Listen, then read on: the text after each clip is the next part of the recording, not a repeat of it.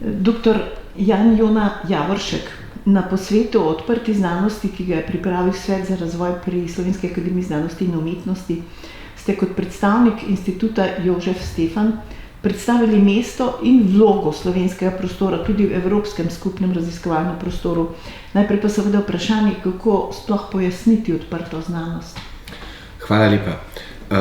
Odprta znanost je iniciativa, ki poskuša doseči, da bi bili dosežki znanstveno-raziskovalnega dela, ki jih v veliki meri seveda financiramo z javnimi sredstvi in ki so del recimo rezultatov dela na javnih raziskovalnih organizacijah, inštitutih in pa seveda predvsem univerzah, ki povezujejo pedagoško delo z raziskovalnim, da bi vse to delo naredili javno dostopno in to odprto dostopno. Odprto pomeni torej brezplačno in brez posebnih pogojev. Vendar to razumevanje je pogosto mogoče preveč preprosto. Danes se uporablja izraz fair, ki je taka angleška kratica in pomeni, da ne bi bili podatki, torej raziskovalni podatki in pa seveda tudi pripadajoče objave, dostopne na način, da jih je mogoče najti, da jih je mogoče razumeti in da jih je mogoče tudi priti do njih dejansko, torej dostopati. Vendar na odprt način, ki je odprt, kolikor je mogoče in zaprt, kolikor je potrebno. Skratka, ta iniciativa ne predpostavlja, da bo vse popolnoma dostopno in to je pogosto neke vrste nesporazum med različnimi člani te diskusije. Je pa to pravzaprav del neke zelo dolge debate, ki je nadaljevanje pravzaprav tradicije objavljanja znanstveno-raziskovalnih dosežkov že iz preteklih stoletij. Ideja, da je sodelovanje na znanstvenem področju osnovano na objavljanju, na tem, da odkritja postanejo javna, da ne gre zgolj za tehnološko tekmovanje in za tekmovanje med posameznimi skupinami in državami, je že začetek sodobne ideje odprte znanosti. Na nek drug način je pa tudi razumevanje intelektualne lastnine s patenti podobno. Patent deluje na tak način, da zaščiti neko tehnološko inovacijo v zameno za to, da je ta inovacija zdaj objavljena. Torej, da bo postala javna in v določenem času dostopna. Tako da to so mehanizmi, ki pravzaprav niso morda sami po sebi toliko novi. Pomembno je to, da so v zadnjem času podatki postali drugačni. Vedno več podatkov je v digitalni obliki. Tudi podatki, ki so tradicionalno analogni, jih zdaj digitaliziramo, tudi pisne podatke seveda digitaliziramo, ne nazadnje tudi arheološke najdbe, medicinske slike, vse to digitaliziramo. In količine teh podatkov in način dostopa pomenijo, da moramo o odprti znanosti tudi zaradi tega razmišljati na nov način. No, govor o tem delu odprte znanosti se je pojavil že pred 20 leti, vse tako je bilo slišati. To, kar se nekoliko v bistvu nenavadno sliši in zdi, glede na to, da gre v bistvu za polja, namreč kar zadeva znanost, ki je gibalo razvoja, vse tako je na nek način strukturirano, ker je vpeto v polje cele družbe, če ne drugače pa seveda z davki. Ja, davki so seveda del logike javnega financiranja znanstveno-raziskovalne dejavnosti. Zdaj, ne smemo pozabiti, da v polju znanstveno-raziskovalne dejavnosti imamo različna področja. Imamo humanistiko in družboslovje, ki sta zelo pomembni področji, med drugim ne samo za kulturo, ampak tudi za razumevanje in razvoj družbe in tega ne smemo pozabiti, da je financiranje na tem področju ima tudi posledice za družbo. In pa na drugih področjih, kjer so pa seveda spet sorodna aplikativna področja, ki so neposredno povezana. To pomeni, da znanosti o življenju, kot je zdaj moderno reči, kombinaciji kemije, biokemije, medicine, neposredno vplivajo na farmakologijo, medicino, kopico področji, ki zelo pomembno vplivajo tudi na vsakdanje življenje. Mislim pa, da v politiki in v javnosti zanemarjamo pomen temeljne znanosti, da se ljudje ne zavedajo dovolj, koliko vlaganje v temeljno znanost neposredno vpliva na vsakdanje življenje, koliko recimo sodobna fizika neposredno vpliva na tehnologije, ki nam omogočajo pametne telefone, sodobni internet, digitalizacijo družbe In ljudje, ki v teh istih medijih razpravljajo o nepotrebni ceni vlaganja v znanost in v teh sodobnih medijih, ki gradijo na vsej tej tehnologiji, ponavljajo vedno isto podobo norega znanstvenika, ki iracionalno gradi nerazumljive zadeve, se ne zavedajo, kako je naše življenje prepleteno z vsemi temi področji, torej od najbolj humanističnega do najbolj osnovne naravoslovne znanosti in kako globoko pravzaprav so te kanali od temeljne znanosti do aplikativnega razvoja in vsakdanjih naprav danes razviti. Tako da je vprašanje, kako pravzaprav posamezne rezultate ohraniti in narediti dostopne, zdaj ko postaja v digitalni dobi količina teh rezultatov, objav, podatkov, eksperimentalnih dokumentov vedno večja, to vprašanje postaja kritično. Ne gre pa samo za dostop in ne gre samo za vprašanje financiranja pa pravice do dostopa nečesa, kar je bilo javno financirano. Gre tudi za vprašanje hrambe. Na nek način je to predmet, ki so ga nekoč reševali z znanstvenimi muzeji pa arhivi znanstvenih družb, kjer so kustosi skrbeli za dokumente in predmete. Danes pa namesto tega gradimo digitalne repozitorije. Ampak povezano je še z nekaj pomembnimi vprašanji. Eno je ponovljivost znanstvenih raziskav. Rezultati in podatki raziskav, ki so bile narejene pred 10, 20, 30 leti, lahko z novimi metodami pa z novimi inštrumenti pač poglobimo, preverimo, razvijamo, če imamo seveda ustrezno dokumentirane stare podatke svojih predhodnikov in če imamo dostop do njihovih člankov, do dokumentacije, do tega, kar smo nekoč imeli v laboratorijskih dnevnikih ali pa v zapiskih dnevnikih raziskovalcev. In zdaj skušamo doseči, da bi vse te stvari bile dostopne na način fair, torej da bi bile dostopne, da bi jih lahko našli in da bi razumeli, na kakšen način so narejene. In tukaj gre pravzaprav za nek način ohranjanja lastne zgodovine, pa za možnost, da gradimo na dosežkih preteklosti. In seveda, da tudi vemo, kdaj smo se zmotili. No, kot kaže, je iniciativa res široka v tem evropskem skupnem raziskovalnem prostoru ali kratko ERA, kot pravite. Ne? In to naj bi ustvarjalo nekako okolje, kjer bi objavili podatke, orodje in pa storitve, kot ste dejali. Ne? Pomembno se mi zdi, da tu najdejo mesto tudi inovacije, o katerih, o čemer se seveda ne govori toliko, ne? Da sodijo sem tudi inovacije. Ne? Kaj se je po vašem zgodilo, da je taka ideja v bistvu šele zdaj zaživela? Ker smo rekli, da je že 20 let na nek način stara. Ne? Ja, torej v tem času je prišlo pravzaprav do zelo počasnega napredovanja v tej smeri in po eni strani tudi do naraščajočega konsenza, ki pa seveda ni popoln. Ena pomembna stvar, ki se je zgodila, je to, da je Evropa pred časom začela poskusno spodbujati koncept odprtega dostopa tako v objavah kot v obravnavi podatkov.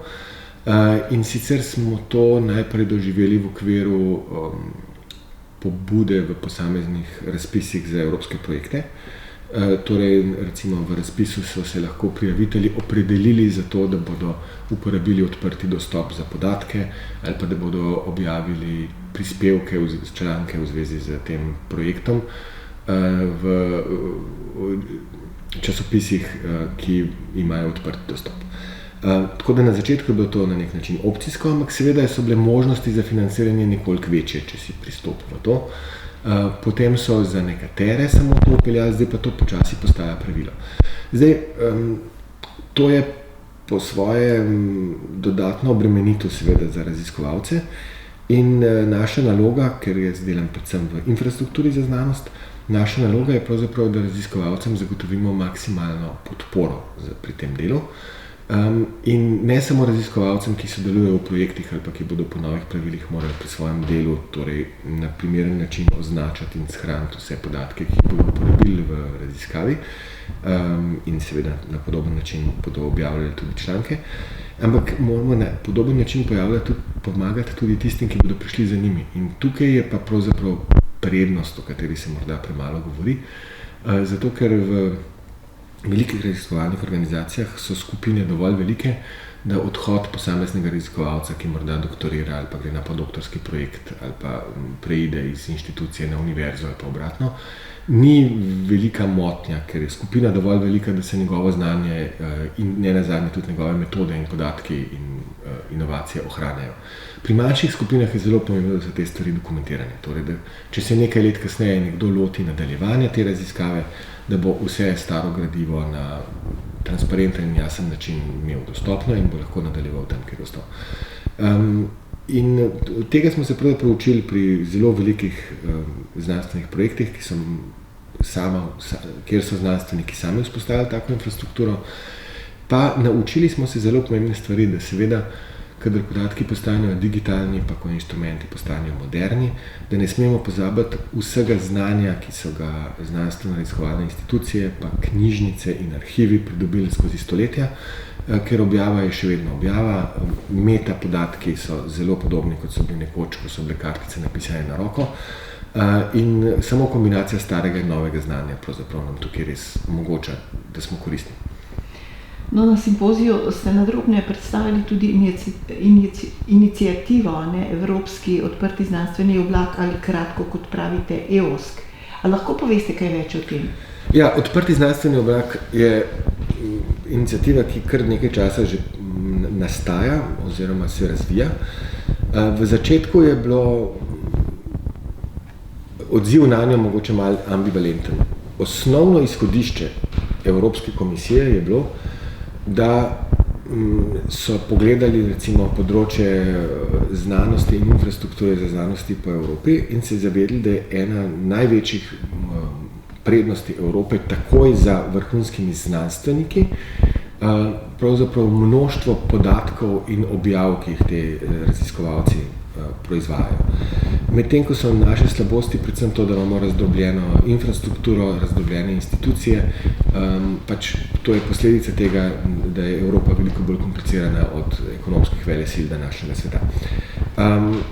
Mislite, Evropi je problem ta, da je razdrobljena infrastruktura, ali sam za Slovenijo mislite? Ne, govorim prav na ravni Evrope, zaradi tega, ker če gledamo iz stališča celotne Evrope, dokler se posamezne investicije ali v raziskovalne inštrumente ali pa v posamezne raziskovalne skupine razvijajo v okviru posamezne nacionalne države, pa tudi če je to Nemčija ali pa Francija, torej velika in močna država, je to težko primerjati s podobnimi investicijami v Združenih državah Amerike ali pa na Kitajskem. Pač velikost je to večja in je bilo treba najti en motivator, recimo temu, ki očitno pokaže prednost Evrope in nas spodbudi. Okrog tega motivatorja pa lahko zdaj spodbudimo, pospešimo sodelovanje. Namreč, če začnemo pa med vsemi temi institucijami bolj poglobljeno sodelovati, pa nenadoma ta razdrobljenost ni več razdrobljenost, ampak raznolikost in iz slabosti postane prednost. En zelo pomemben rezultat, ki je šel iz tega, je bil, da so se precej hitro zavedli, da skupnih velikih investicij delno tudi zaradi načina dela in pravnih mehanizmov Evropske unije na ta način ne bomo mogli izvesti. In tako je nastala iniciativa EuroHPC, ki se je pridružila tudi Slovenija. Ta iniciativa pa omogoča skupne investicije, kjer torej več evropskih držav skupaj z Evropsko unijo investira v velik inštrument, v tem primeru gre za superračunalnike. In v nekaj letih se je Evropa in z njo tudi Slovenija postavila na svetovni zemljevid vrhunskih superračunalniških sistemov, kar je bilo prej za Evropo pravzaprav nedosegljivo, ker je bilo omejene z investicijami posameznih držav. Na drugi strani pa v okviru EOSK-a smo se pa odločili za drugačen model, ki je zelo evropski in upajmo, da bo obrodil podobne sadove, čeprav se razvija malenkost počasneje. To je pa soprogramiran razvoj. Ta sistem deluje tako, da skupnost, torej v tem primeru so to institucije, raziskovalne institucije iz posameznih držav, ustanovi organizacijo Evropski odprti znanstveni oblak in ta organizacija skupaj z Evropsko komisijo in programom Obzorje Evropa oblikuje strategijo in določa cilje, na osnovi katerih potem se razpisuje projekte. To pomeni, da dejansko raziskovalci skupnosti lahko imajo direkten mehanizem, poleg obstoječih mehanizmov skozi agencije, ki na nacionalni ravni financirajo raziskovalno dejavnost, da so oblikujejo torej ne samo področja raziskave, ampak tudi infrastrukturo, mehanizme, ne nazadnje strategijo odprte znanosti za vso Evropo. Nastal je tak zelo velik forum, ki ni samo prostor debate, ampak ima dejansko možnost vplivanja na znanstveno-raziskovalno delo in predvsem na infrastrukturne razpise. Zdaj, v prvem krogu je bilo že kar nekaj narejenega, med drugim se je nekaj velikih obstoječih infrastruktur povezalo, nastal je pilotski program portala Evropskega znanstvenega oblaka, kjer je ogromno storitev in podatkov, podatkovnih repozitorijev na voljo, jih je precej lahko najti. Veliko teh storitev še vedno ni tako lahko dostopno, kot bi lahko bile. Ogromno je takih, ki še niso vključene, ampak zato pa imamo zdaj razvojne projekte in regionalne projekte, ki to pospešujejo. Tukaj se pravzaprav zelo, zelo veliko dogaja in dogaja se vedno hitreje. Tako da mislim, da se bo to v nekaj letih močno odražalo na stopnji sodelovanja pa na obliki sodelovanja. Pa mogoče je treba še povedati, da pa je EOSC tudi zelo močno povezan z številnimi svetovnimi ali pa bolj mednarodnimi iniciativami, kot so Zveza za raziskovalne podatke RDA, pa velikimi evropskimi iniciativami, ki so v bistvu del EOSC-a, kot so OpenAir, pa EUDAT, ki se ukvarjajo z metapodatki, z programsko opremo za podatke in repozitorije. Vsa ta področja so pravzaprav zelo povezana in način dela EOSC-a je spremenil situacijo Evrope v svetovnem kontekstu iz spremljevalca v nekoga, ki postavlja nove cilje za sodelovanje in za odprtost. Poglejte, a se v okviru EOSC-a razvija tudi enotna metodologija za spremljanje področij posameznih držav in pa potem, če se recimo ta metodologija aplicira oziroma implementira v posameznih okoljih teh posameznih držav. Je to predvideno? Ja, EOSC se pravzaprav sam ne ukvarja z vrednotenjem neznanstvenih objav ali pa dela, niti ne podatkov. Je pa precej močen na področju uveljavljanja enotne metodologije gradnje repozitorijev, metapodatkov, morda tudi osnov za bibliografsko spremljanje vseh teh mehanizmov. In tudi povezuje različne iniciative in skupnosti po vsem svetu, ne samo v Evropi. Na neki način pa lahko rečemo, da je osnova bila s tem vendarle podana za to razmišljanje, vendar pa je v okviru katerega se v Evropi razmišlja o spremembah in vrednotenju in spremljanja dejavnosti bolj skupni znanstveni prostor v Evropi, skratka ERA. Vi ste predstavljali tudi dva projekta, ki nastajata ali pa že delujeta, to je EuroHPC in Operas. Zakaj gre tu? Ja, EuroHPC sem prej že malo omenil, ampak glavno vprašanje, seveda, ki se je pojavilo, ko smo se lotili problema večjih zbirk podatkov, je tudi obdelava vseh teh podatkov. Zdaj, trenutno se v javnosti največ govori o umetni inteligenci in tehnologijah znanja, kjer je prišlo po letu 10, recimo 2010, do neke vrste prelomnega razvoja, ko je kombinacija uporabe sodobnih pospeševalnikov, ki so nastali iz grafičnih kartic, in sodobnih tehnologij z različnimi algoritmi umetne inteligence, predvsem pa z globokimi nevronskimi mrežami, pa bistveno večjimi količinami podatkov začela dati izjemno dobre rezultate. In je prvič v zgodovini pravzaprav prišlo do tega, da so raziskovalci na področju umetne inteligence začeli porabljati kapacitete v še enkrat večji količini, torej da so podvojili porabo kapacitet ne na 2 leti, kar bi bilo približno sorazmerju z rastjo računalniških kapacitet, ampak na pol leta, pa že kmalu na 3 mesece. To pomeni, da rast teh potreb je bistveno hitrejša kot rast moči računalniške tehnologije. Po drugi strani je pa dostopnost podatkov na drugih področjih tudi povečala povpraševanje po računalniških pa superračunalniških kapacitetah in prišlo je do zelo zanimivega interdisciplinarnega razvoja. Recimo, če pogledamo področja, kot so biokemija, in tam je en tipičen problem ab initio modeliranje, torej, ki upošteva kvantno-mehanska dejstva na ravni kemijskih procesov. Pri večjih molekulah, kot je recimo zlaganje beljakovin, to so problemi, ki so računsko izjemno zahtevni. In spet je treba graditi zelo velike računalnike, pa prilagoditi programsko opremo, pa narediti interdisciplinarni razvoj, kjer kombiniramo računalništvo, fiziko, kemijo, metode optimizacije teh sistemov in pogosto tudi kakšno tehnologijo iz področja umetne inteligence, da se optimizira ali iskanje podatkov ali recimo modeliranje robnih pogojev ali kaj takega.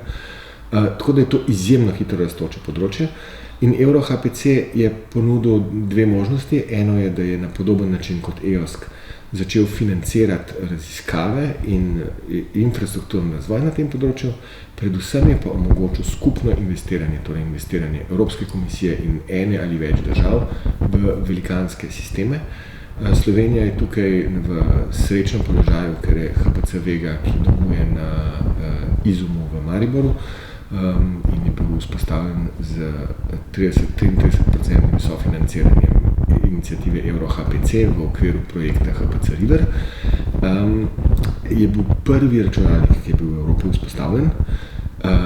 Torej bil računalnik, na katerem je vsa Evropa poskusila to novo paradigmo sodelovanja, kjer so znanstveniki prvič dobili odobren dostop in je na nek način po teh srečnih okoliščinah ali pa dobrem planiranju Slovenija postala izjemno vidna na tem področju.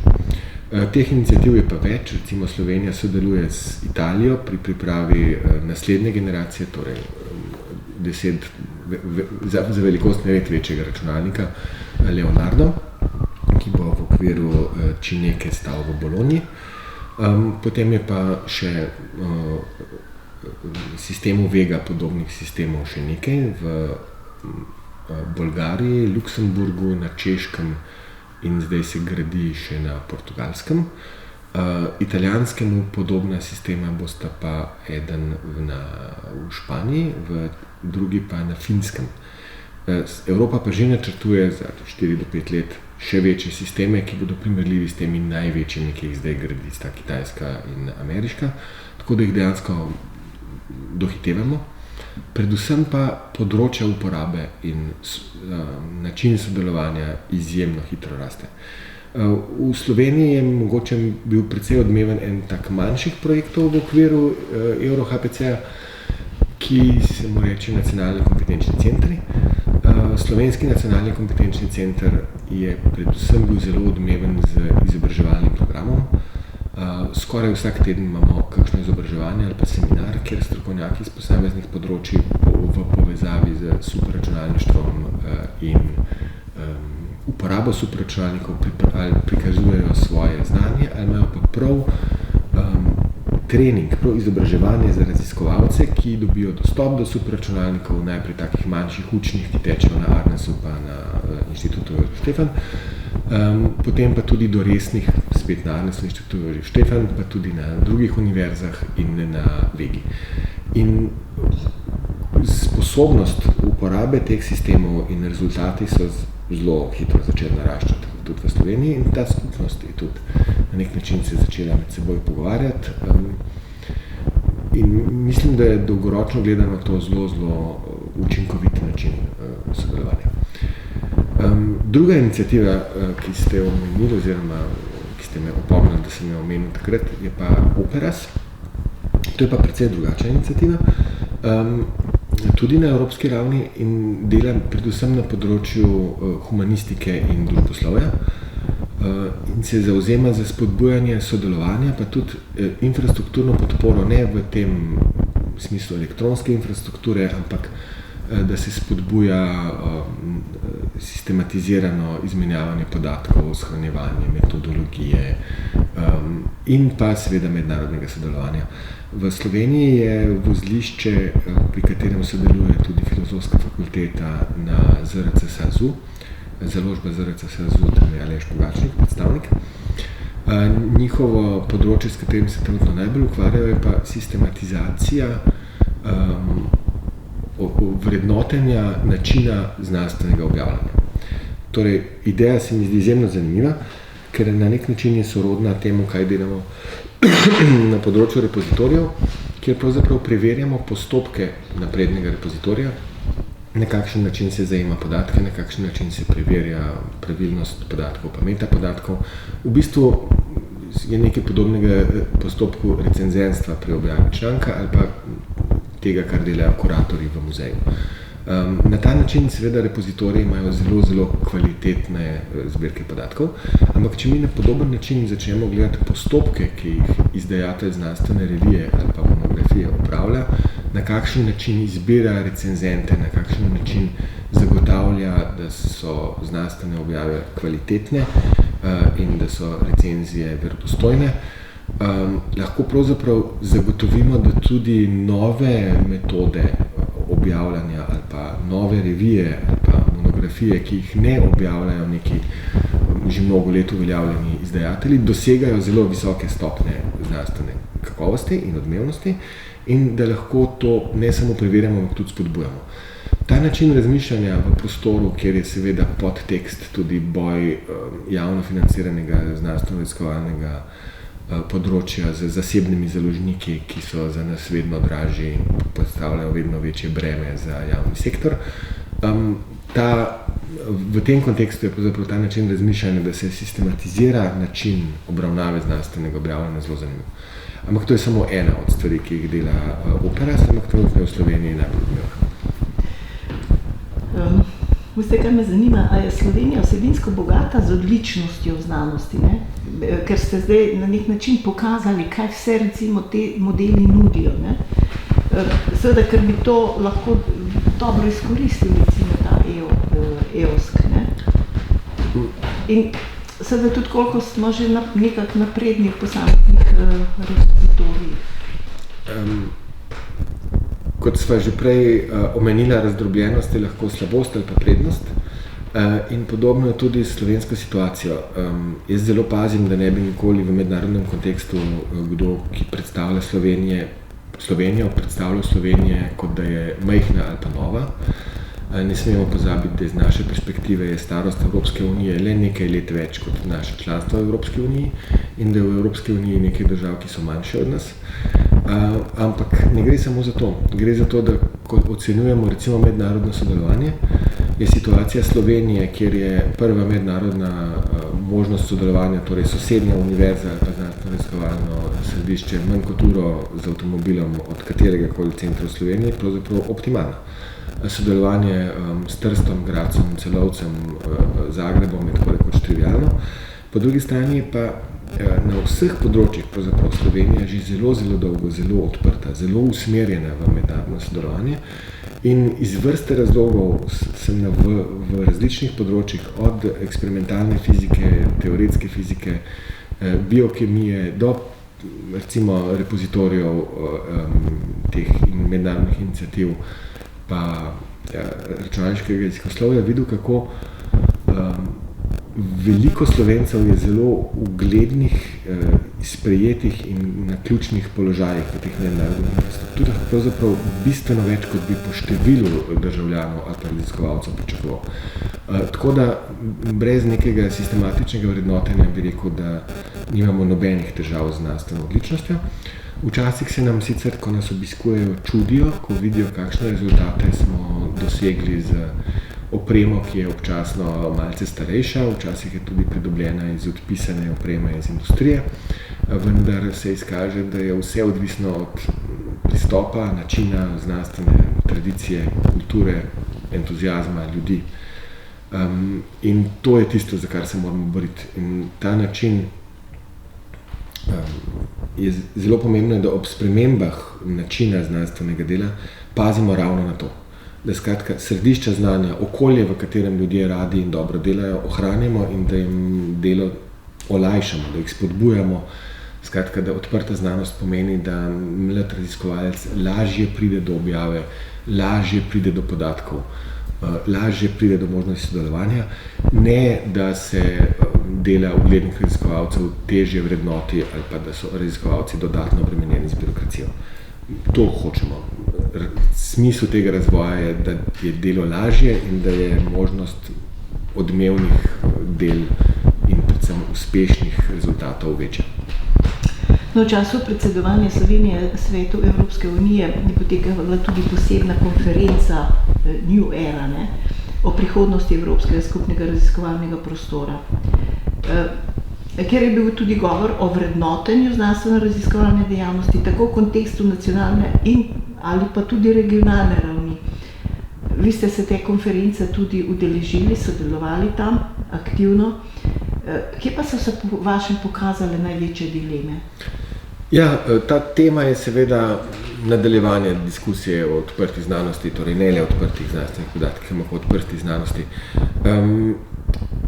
Področji, kjer se pojavljajo vprašanja ali pa dileme, je kar nekaj.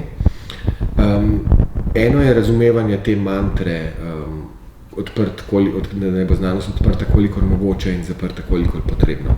Zato, ker v trenutku, ko financerji določijo neka merila in zahtevajo od raziskovalcev natančno določene načine odprtega objavljanja, s tem seveda spreminjajo pravila in včasih to za raziskovalce pomeni, da ali kakšen način financiranja ni dostopen ali da morajo podatke objaviti na način, ki jim pravzaprav zmanjšuje prednost pred konkurenti, tekmovanje na tem področju pa seveda zelo močno. Skratka, ki lahko položaj raziskovalcev poslabša, namesto da bi ga izboljšal. Po drugi strani pa smo precej hitro ugotovili, da so razmere na različnih področjih, torej disciplinah, pa tudi državah ali pa regionalnih področjih precej različne.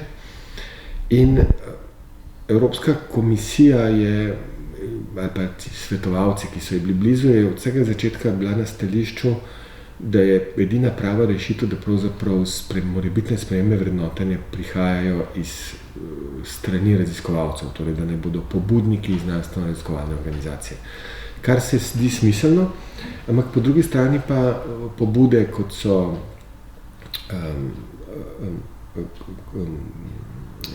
se oblikovale doslej, seveda naslavljajo agencije, ki financirajo znanstveno-raziskovalno dejavnost, ki spodbujajo odprto znanost s tem, da postavljajo zahteve v razpise za financiranje, tudi v sistemsko financiranje.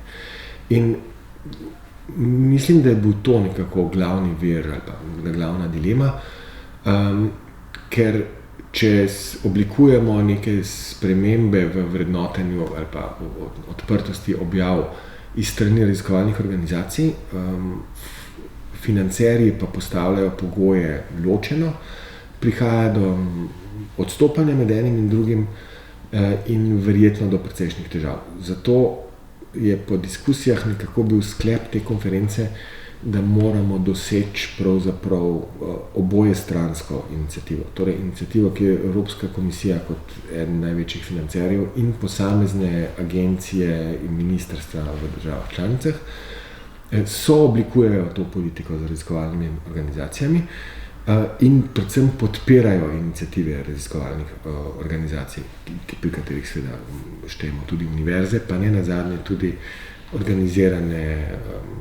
organizirane skupnosti državljanskih znanstvenikov. Pomen tega je seveda, da na posameznih področjih moramo najti rešitve, ki ne bodo omejevale, onemogočale ali pa z dodatnimi stroški oteževale raziskav. Ker zelo hitro se nam lahko zgodi, da bomo kljub dobrim namenom prišli do sistema, kjer bo raziskovalec prisiljen zagotoviti neko stopnjo odprtosti objave, za katero bo pa spet moral založniku plačati, ali bo pa prisiljen objavljati v revijah ali pa portalih, ki mu ne bodo omogočale konkurenčne objave v primerjavi z drugimi okolji. Tukaj se potem pojavi ta problem, da Evropa ni izolirana, da moramo zagotoviti, da je tudi položaj evropskih raziskovalcev mednarodno konkurenčen. Skratka, ne moramo evropskih raziskovalcev omejiti na ta način, da mednarodno ne bi mogli objavljati v najboljših revijah za razliko od drugih držav. Tako da je bila zanimiva diskusija in vse prej kot končna rešitev. Trenutna debata o uredbah, ki to urejajo v Sloveniji, je nek način nadaljevanja te diskusije. In iskreno upam, da bomo prišli do dobrih sklepov, mislim pa, da jih bo treba še večkrat korigirati. Če pogledamo razvoj okrog GDPR-ja v preteklosti, je treba biti zelo previden, kako se take uredbe na evropski ravni sprejema in kako se jih potem implementira, da omejimo negativne učinke ali pa uporabo inštrumenta na nepričakovane načine. O vseh teh vprašanjih se mi zdi, da je treba pojasniti tudi podporo lokalnim skupnostim z repozitorija, strokovnimi izvedenstvi in ocenami, sistemi recenziranja in tako naprej, ker seveda tudi Evropa podpira. Pa me zanima, kako naj bi to potekalo v bistvu. Ker če se govori o znanstveno-raziskovalni dejavnosti, se pogosto misli v bistvu kot nacionalno vprašanje, ne pa tudi nek poudarek tem lokalnim skupnostim. Ja, pravzaprav je tukaj zelo veliko različnih možnosti. Poglejva iz stališča posameznega raziskovalca, ki se znajde v situaciji, da ima v okviru projekta ali pa mogoče pri objavi nekega članka zahtevo, da morajo biti podatki, ki jih bo uporabljal, objavljeni v repozitoriju, ki mora ustrezati standardom EOSKA, ki mora biti fair, ki mora zagotavljati izpolnjevanje vseh meril, ki jih organizacije na tem področju dan današnji določajo. Raziskovalec je v zelo konkurenčnem okolju in nima zelo veliko časa, da bi se posvečal novemu področju. Torej, v prihodnosti računamo, da bomo vsaj v večjih organizacijah imeli strokovnjake na tem področju. V Evropi jim pravijo data steward, upam, da bomo našli kakšen uporaben slovenski naziv za to, torej izvedence za podatke.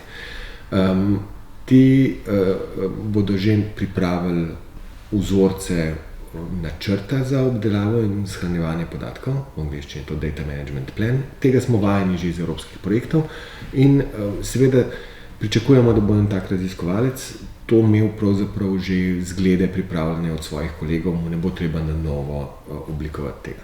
Potem bo pa rabil repozitorij. Če ima srečo, pa če mu to zadošča, je na njegovem področju v lokalnem okolju že namenski repozitorij prav za njegove tipe podatkov.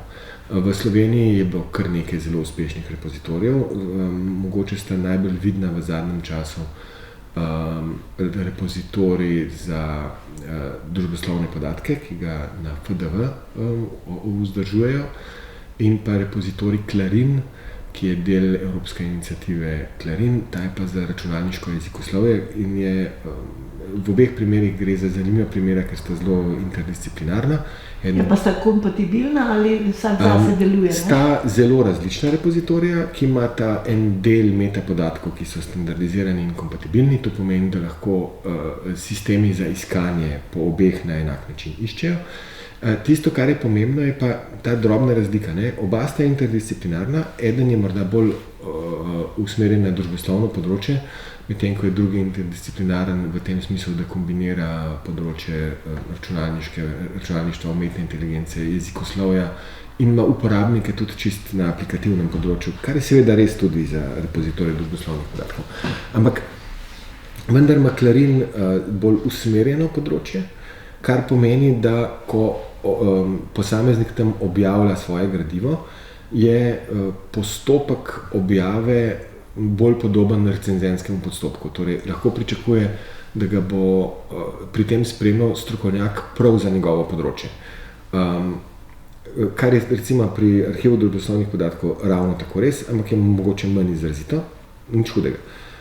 Tisto, kar je pomembno, je to, da ima pa lahko posameznik sprejme tudi drugo odločitev in da svoje podatke v generičen repozitorij. repozitorij, ki ne bo imel specifičnih metapodatkov za njegovo področje, ampak jih bo imel še vedno popolnoma dovolj, bo pa omogočal nalaganje kakršnih koli podatkov. To je pa zelo pomembno iz dveh razlogov. Prvič, ker včasih je projekt interdisciplinaren, včasih je projekt mednaroden, tako da morda posamezen obstoječ repozitorij ni primeren za to. Druga stvar je pa seveda, da je običajno postopek uporabe takega repozitorija bolj preprost, ker je treba manj metapodatkov zgraditi in narediti.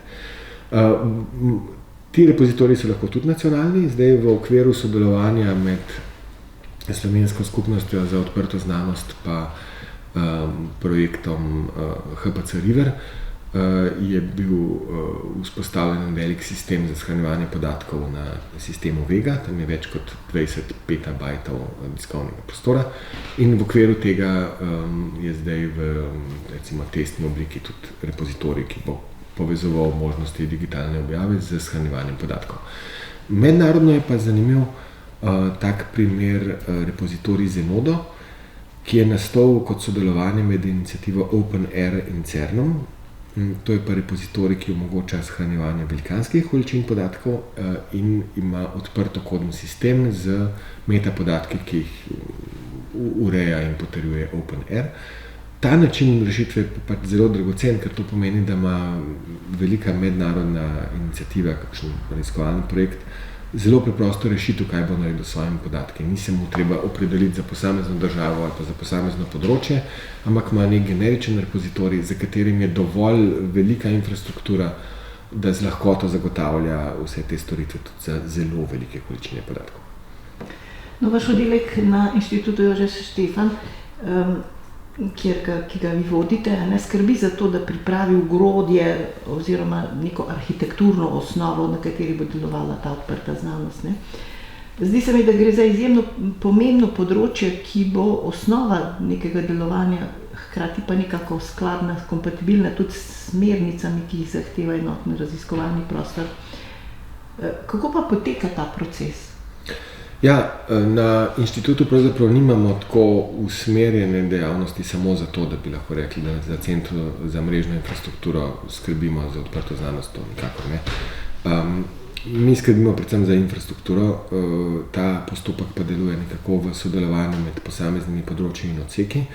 Imamo tudi vidik, recimo temu, intelektualne lastnine pa inovatorstva, za katerega skrbi predvsem Center za tehnološki transfer, pa seveda znanstveno-informacijski center, ki vključuje tudi bibliotekarsko in knjižničarsko dejavnost na inštitutu.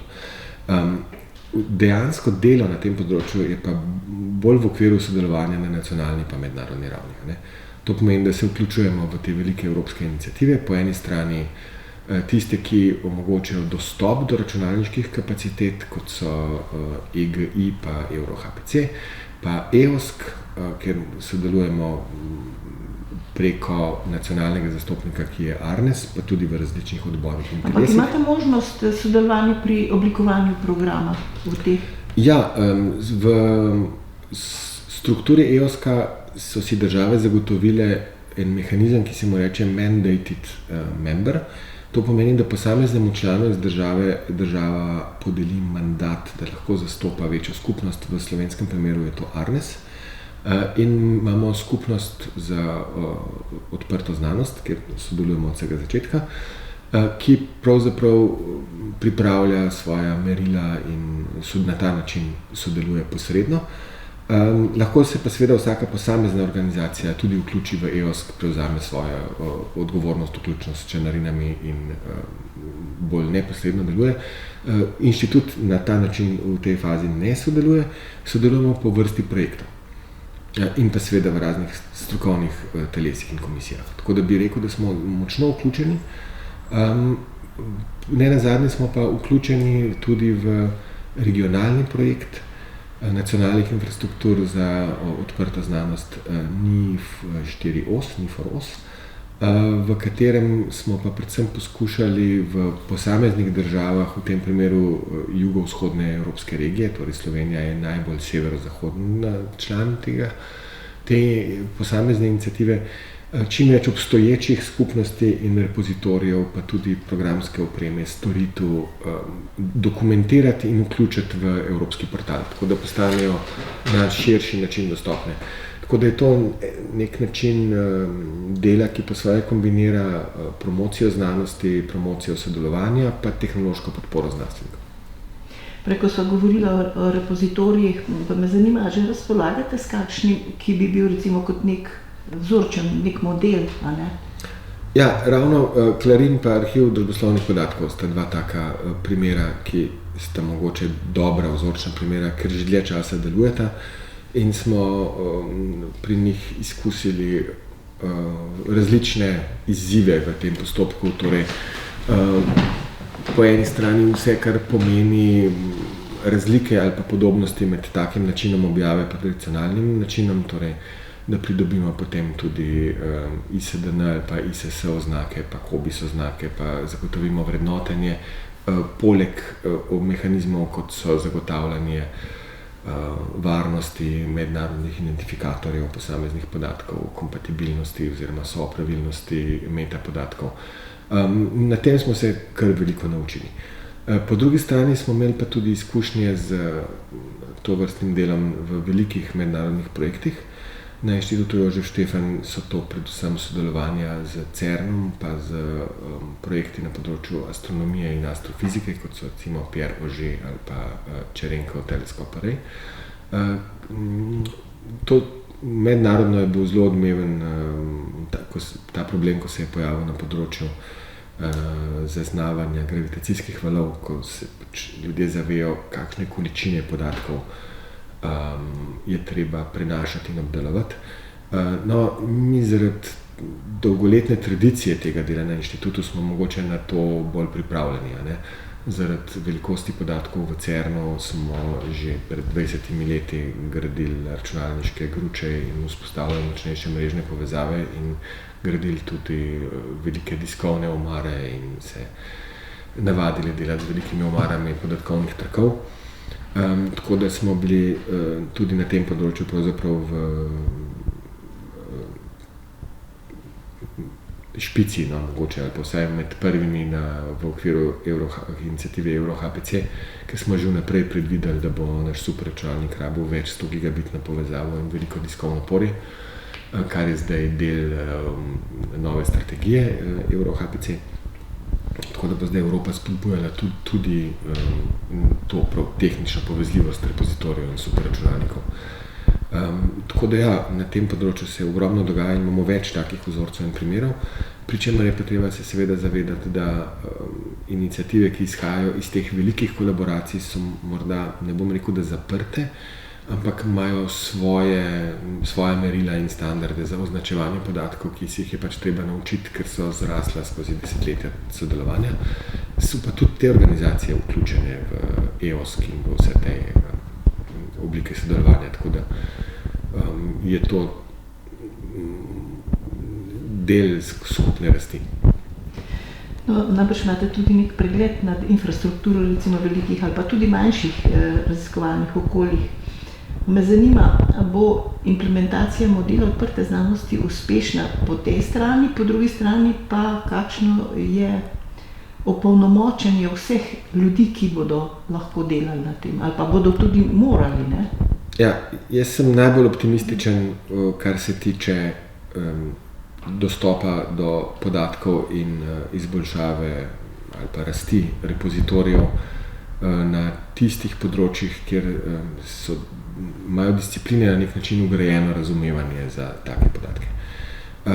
Zelo se pa bojim, da bomo na drugih področjih, da malo zamujamo z pripravo posameznikov, ljudi, podpore pravzaprav. Zdi se mi, da zamujamo predvsem pri eni stvari in to je neposreden način približevanja vse te infrastrukture in vseh teh podatkov posameznikov. Zdaj, če pogledamo, pred 20 leti so ljudje, ki smo jim takrat rekli, recimo tehnična inteligenca, pa ljudje, ki so se zanimali za znanost, v področju stvari, ki so se jim zdele nove in zanimive, zaznavali tudi internet, pa digitalizacijo, vse, kar se tiče podatkov in programiranja. In so bili pripravljeni v raziskovanje teh novosti vložiti kar nekaj energije. Dan današnji je zelo velik del tega pravzaprav del vsakdana. Tudi raziskovalci ne čutijo potrebe, da bi se morali boriti z nastavitvami in posebnostmi svojih računalnikov, tablic, prenosnikov in elektronskih delov svojih inštrumentov. To ni več nekaj novega, čeprav se izjemno hitro razvija in spreminja. Za marsikaj od tega bi si želeli, da to deluje po pričakovanju. Pričakovanja so pa seveda to, kar smo si zgradili v vsakdanjem življenju. In smo se znašli v zelo nenavadni situaciji, kjer znanstvena skupnost ali pa institucije na tem področju, nenazadnje tudi šolstvo in pa ministrstva, pa vse do Evropske unije na tem področju, ne vlagamo v vsakdanjo izkušnjo šolarjev, učiteljev, zaposlenih, raziskovalcev in nas prehitevajo podjetja, ki nam ponujajo te digitalne storitve.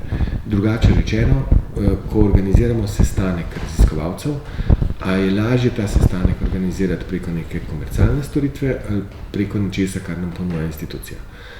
Ko je v okviru tega sestanka treba odložiti zadnje slike, podatke, osnutke raziskovalnega projekta, a je bolj priročen Google Docs ali Microsoft 356 ali en institucionalni repozitorij. Ker na koncu pač posamezniki najražje in najlažje uporabljajo to, kar jim je domače in česar so navajeni vsak dan.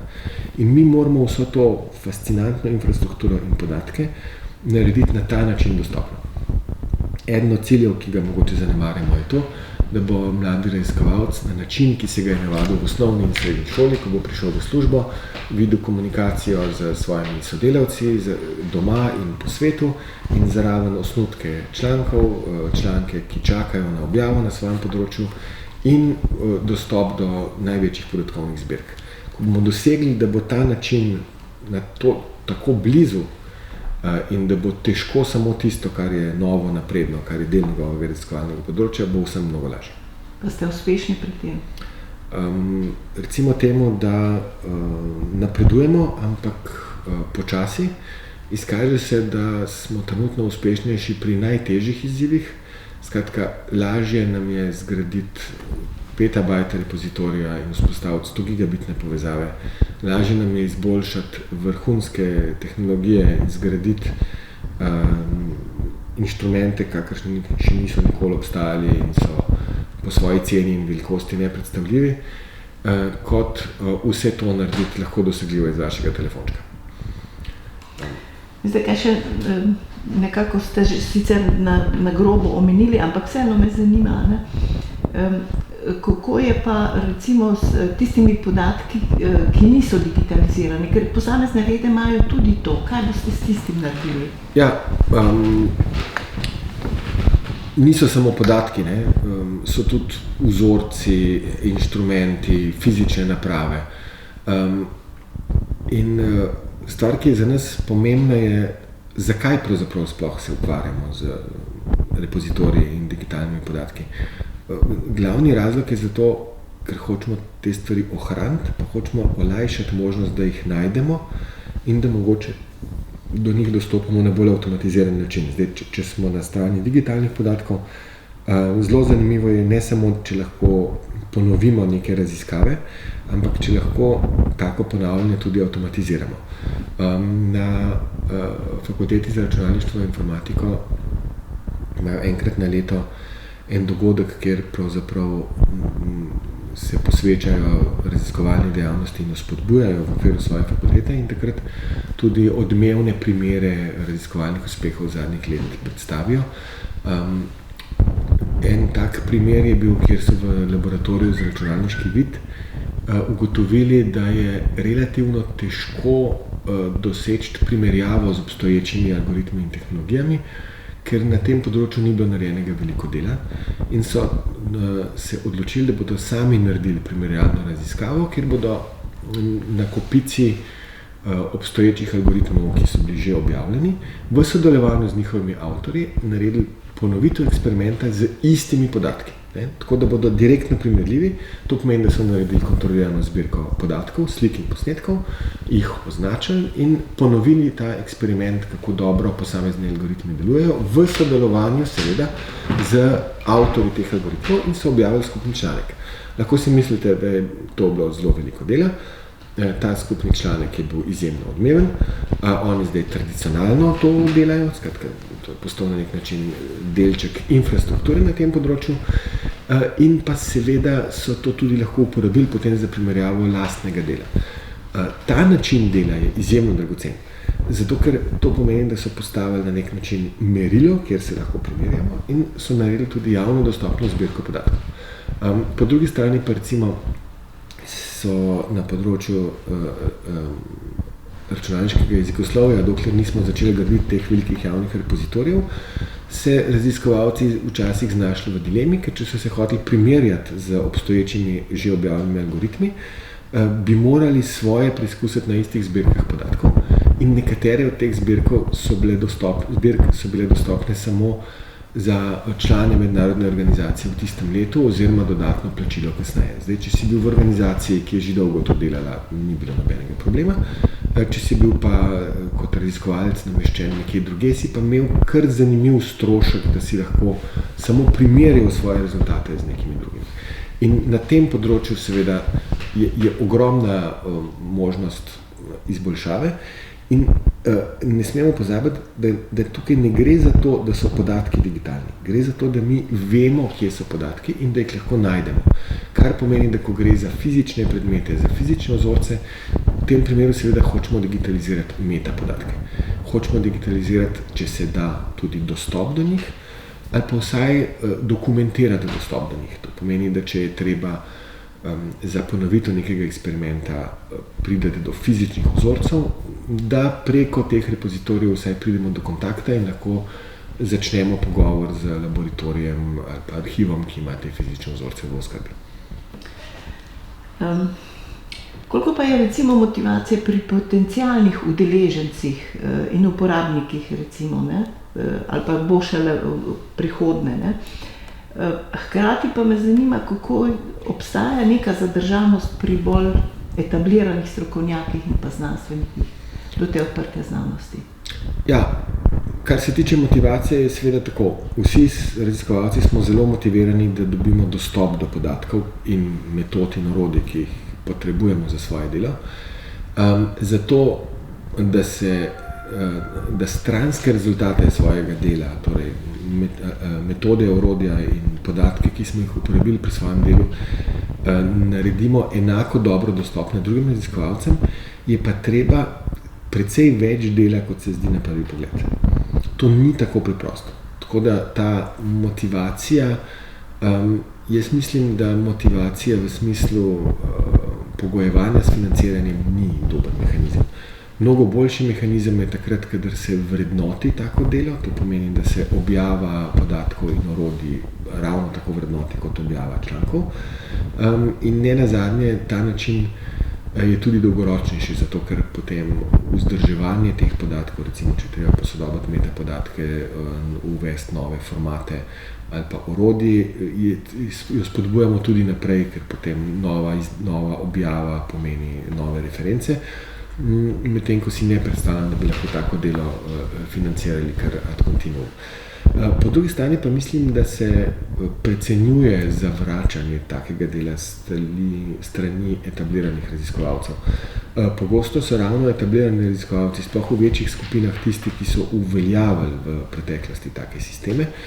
Etablirani raziskovalci so prej zelo previdni, kadar gre za spremembe načina vrednotenja ali pa načina financiranja, ker seveda moramo razumeti, da so oni v trenutnem sistemu bili uspešni, da ga razumejo in da se tudi zavedajo, kakšni so vplivi teh mehanizmov na raziskave in da so v preteklosti se s tem že soočili in očitno bili tudi v tem soočenju uspešni, ker če hočeš biti res etabliran raziskovalec, to ne pomeni, da si premagal sistem vrednotenja, to pomeni, da je akademska javnost in sistem vrednotenja, da sta obe te veji ocenjevanja te ocenili kot vrhunskega raziskovalca in da si morda ne želiš zdaj spreminjati svojega že uspešnega dela zaradi tega. Mislim, da je pravi pristop predvsem to, da jih poslušamo, mogoče da jih poslušamo bolj kot založnike, in pa da jim zagotovimo podporo, da jim ne delamo raziskovalcem na splošno nepotrebnega dodatnega dela, ker samo takrat, ko bo rezultat tega procesa to, da bodo raziskave lažje, cenejše in uspešnejše, smo mi opravili svoje delo.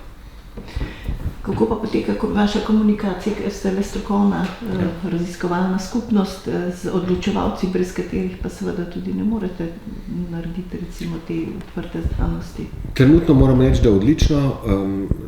V Sloveniji je komunikacija med udeleženci v tem postopku na ministrstvu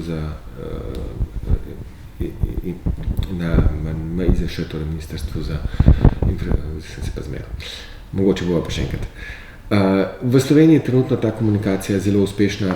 Predstavniki na ministrstvu in na agenciji sodelujejo v teh mednarodnih telesih in tudi vabijo strokovnjake iz različnih področij in predstavnike večjih institucij.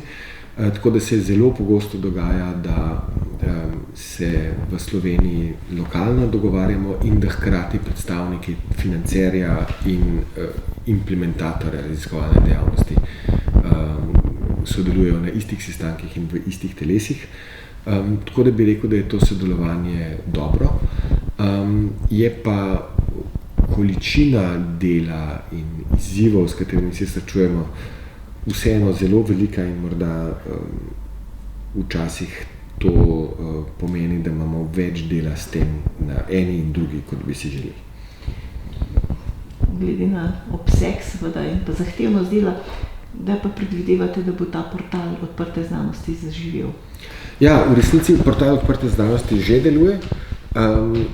Gre bolj za to, koliko objav je v kateri stopnji zrelosti. Zato, ker naš cilj dolgoročno je, da ko nekdo pridobi identiteto te vrste, kot nam jo podeljujejo znanstveno-raziskovalne pa šolske agencije v okviru Federacije Arnes, si želimo, da bi to pravzaprav v največji meri primerov zadoščalo za dostop do objav, člankov, podatkov in orodij. Zdaj, narava posameznih repozitorijev pa posameznih orodij je pa taka, da je marsikdaj, ko posameznik poskusi priti do tega, se pač sooči s kupico izzivov. Včasih so te izzivi tehnični in takrat je lahko oceniti, koliko dela, energije, ur, denarja bo treba vložiti, da jih presežemo. Včasih so pa taki, ki so zunaj recimo tega naših možnosti. Zdaj, če gremo nazaj na primer dela na področju računalniškega jezikoslovja, mi lahko upoštevamo načela FAIR, ko objavljamo svoje raziskave pa svoje podatke, ampak če recimo naši podatki izvirajo iz nekih virov, ki so varovani z avtorskim pravom, imamo neposredne omejitve.